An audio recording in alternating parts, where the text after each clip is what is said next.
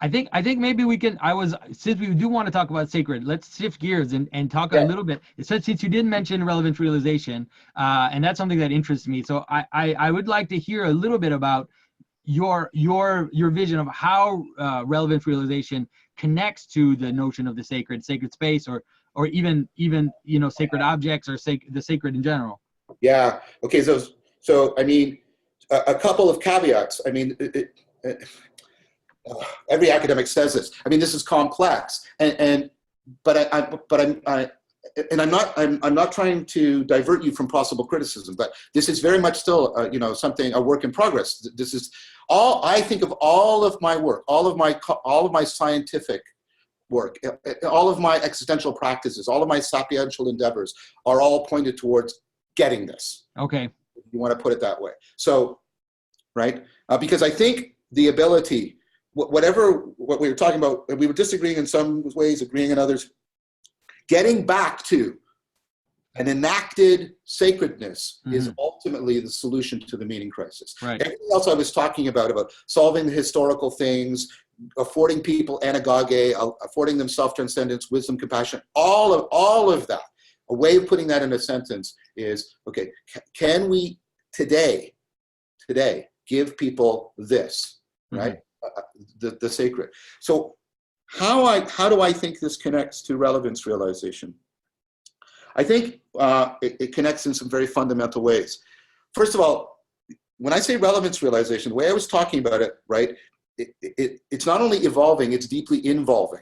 And what I mean by that is relevance realization isn't a cold calculation of where I should pay attention. It's about where you should pay attention. And you know what? You really care about where you pay attention. It's deeply affective to you. Yeah. It is deeply engaging of your energies. It'll touch your central sense of agency. Yeah. You deeply care. Relevance realization isn't only about coping. It's inextricably also about caring. And these are bound together. Yeah, Heidegger said Dasein is care. And yes. I fully agree. That's like one of the best definitions. and something you should know about that historically is, Heidegger has a huge influence on Dreyfus, Herbert Dreyfus. Herbert Dreyfus, what he did is he is the conduit of Heidegger into cognitive science. And if you read, for example, Being in the World by Dreyfus, you'll see the term he is invoking repeatedly to try and disclose what Heidegger's on about is relevance. Relevance. And it was Dreyfus who criticized sort of the older computational models, what computers can't do, right? Precisely because they couldn't do relevance realization. So you're exactly right. Yes, that is a direct, explicit line into my thinking. So it's about this caring, but let's pay attention to this, right? I have to make very quick gestural arguments, and I invite your readers to look elsewhere to other talks and published work. So I'm not arguing from authority, but I can only give, the phenomenology of this relevance realization, right? It is much lower than the level of our sort of propositional thoughts, right? And our logical grammar. Think about it. You talk about this and was it the one on, you're doing the church and you're doing Jacob's Ladder?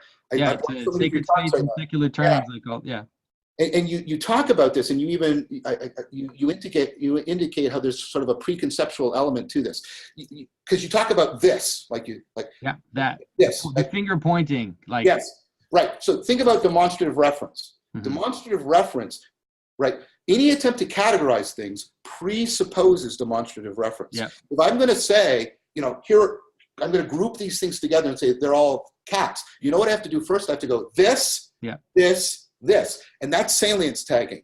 That's this initial relevance realization that it's pre-categorical. Right. It allows you to create your categories, right? Whenever we're making a similarity judgment, we're not doing logical similarity because any two things share an indefinite number of properties. We're judging the relevant similarities. So whenever we categorize, whenever we form concepts, we're already relying on relevance realization.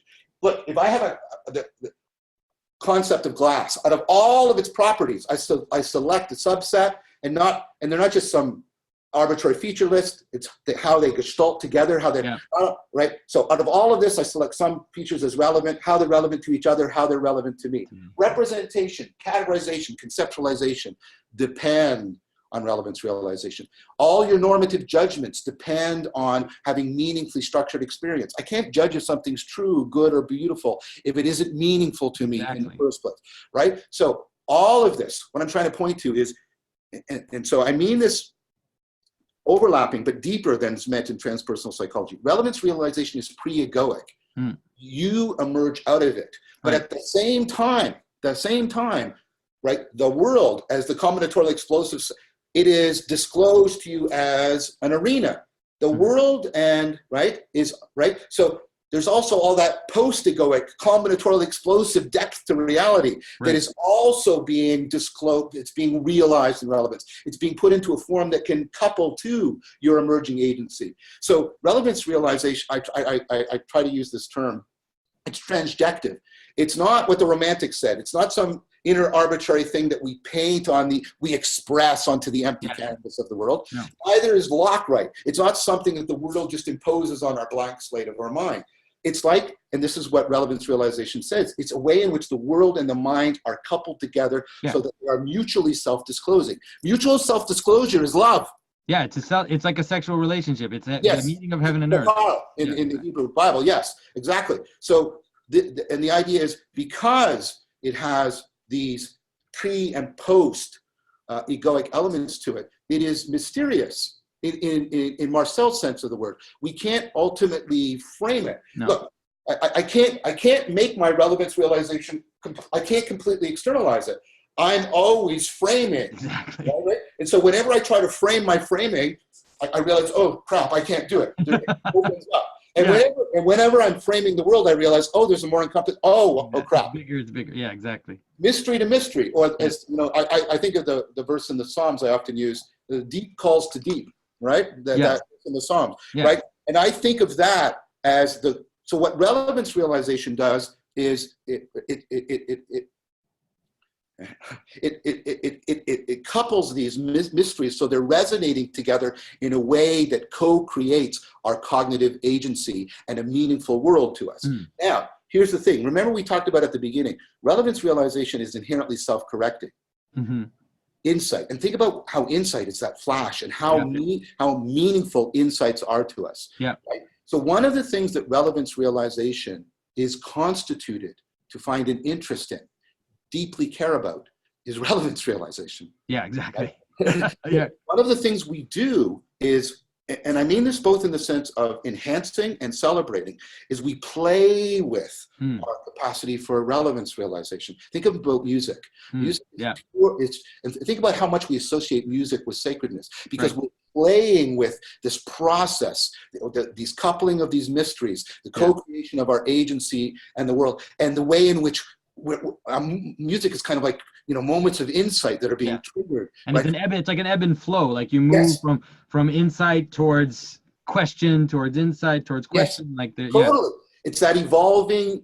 And I think, so when we come up with cultural forms, mythos, right? Symbols, stories, in order to make significant to us this significance making, when we make meaning making meaningful to us, right? When we celebrate it and enhance it and cultivate it, that's what I mean by sacredness. Okay. Yeah. I understand. Yeah, I totally understand. I always tell people that the